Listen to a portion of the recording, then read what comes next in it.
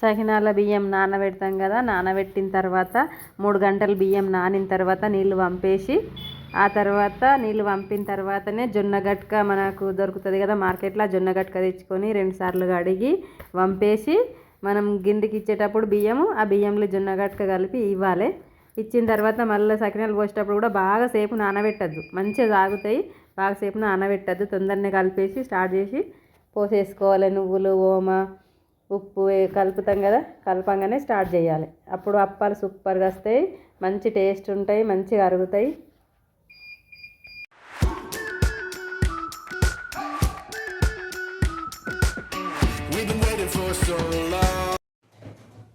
బియ్యంతో జొన్నల కాంబినేషన్ సకినాలు. రవ్వను జొన్న గట్క బియ్యం. సంక్రాంతి సకినాలు కొంతమంది పెద్దోళ్ళకి అరగయ్య అని అంటారు. వాళ్ళు ఏం చేయాలంటే సకినాల బియ్యం నానబెట్టిన తర్వాత ఆ నీళ్లు వంపేటప్పుడు జొన్న గట్క అప్పుడే కడిగి 2 సార్లు కడిగి వంపిన బియ్యంలో వేసుకొని గిన్నెకి వంపాలి.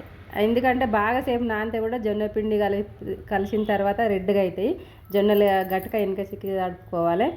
అట్లా అయితే అరగడం మంచిగా ఈజీగా అరుగుతాయి, టేస్ట్ బాగుంటాయి, మంచిగా పుల్ల ఉంటాయి సకినాలు.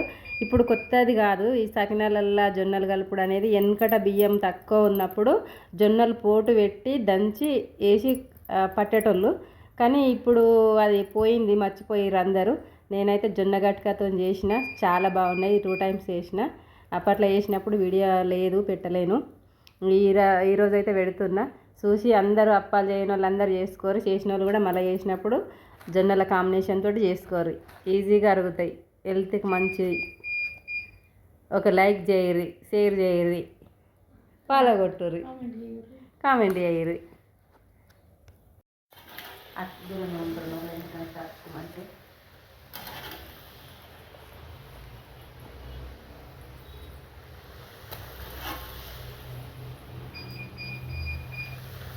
అబ్బా ఈ నుంచి అడిగా ఏం భయపడద్దు, సౌండ్ అయితే సపరేట్గా దూరం పోవాలి.